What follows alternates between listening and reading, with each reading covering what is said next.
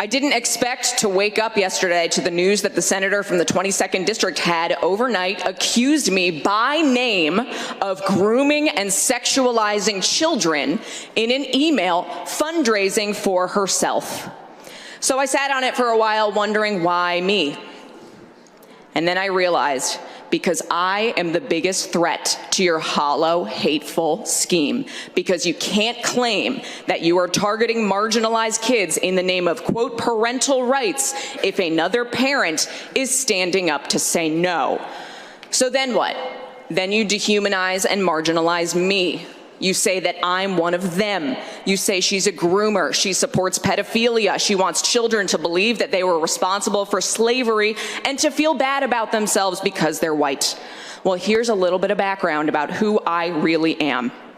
Growing up, my family was very active in our church. I sang in the choir. My mom taught CCD. One day, our priest called a meeting with my mom and told her that she was not living up to the church's expectations and that she was disappointing.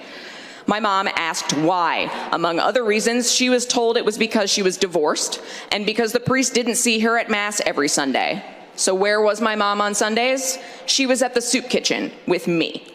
My mom taught me at a very young age that Christianity and faith was about being part of a community, about recognizing our privilege and blessings and doing what we can to be of service to others, especially people who are marginalized, targeted, and who had less, often unfairly. I learned that service was far more important than performative nonsense like being seen in the same pew every Sunday or writing Christian in your Twitter bio and using that as a shield to target and marginalize already marginalized people.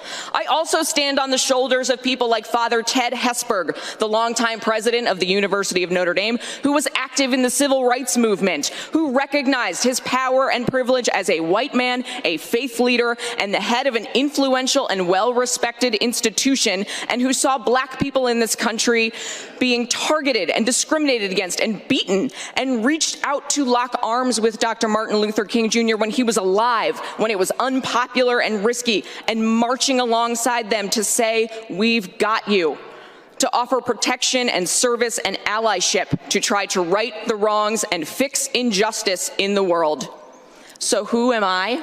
I am a straight, white, Christian, married, suburban mom who knows that the very notion that learning about slavery or redlining or systemic racism somehow means that children are being taught to feel bad or hate themselves because they are white is absolute nonsense.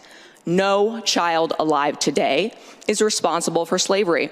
No one in this room is responsible for slavery.